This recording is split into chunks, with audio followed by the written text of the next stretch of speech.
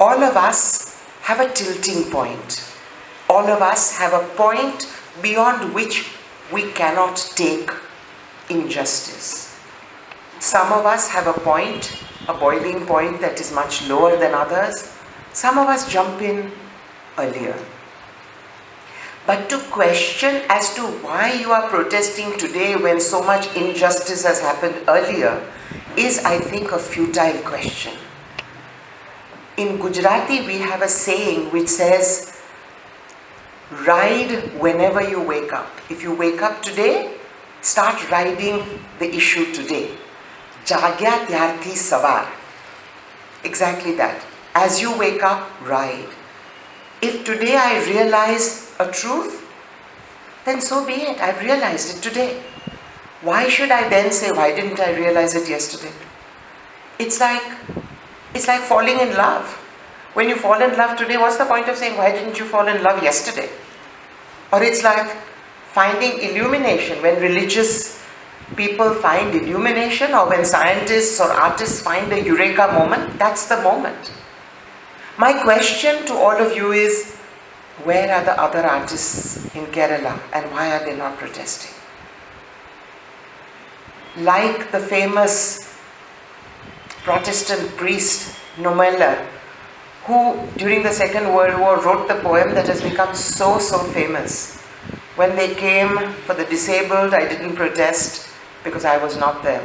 When they came for the others, I didn't protest. When they came for the Jews, I didn't protest. And when they came for me, there was nobody left to protest.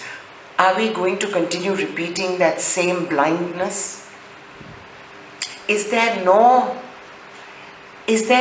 absolute justice and absolute truth that we won't draw a line and say, no, this is wrong, it has nothing to do with me, but it is wrong and therefore I will stand up? As artists, we have the language of protest and we must use it. Writers have it, but musicians also have it, filmmakers have it, dancers have it, sculptors have it, painters have it. And we must use it because we have a language that is more powerful than any other language. We don't give lectures, we talk with passion, we talk from our hearts. Will be a target. And then there will be nobody else to speak because only we have that language.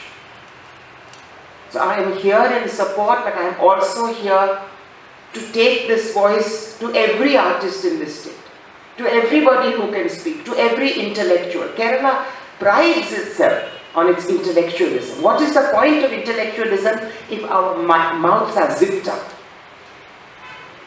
What is the point of having 100% literacy if there is no wisdom?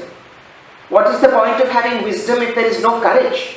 And what is the point of having courage if you don't speak up for what is right for humanity? What is happening just now is wrong not only for democracy, it is wrong for humanity. And therefore we must speak. We must shout from the rooftops. Gandhiji must change his 3 monkeys. We must listen to everything evil. We must see everything that is wrong. And we must shout it from every rooftop in every way we can. That is the only way of saving this country. And if democracy fails in this country, then there is no hope for democracy anywhere else. Because there is no plurality like there is in India. And that plurality is being cut every single minute as we speak. So rise. The rest of the country looks upon Kerala for leadership in things like this. So don't fail us. Thank you.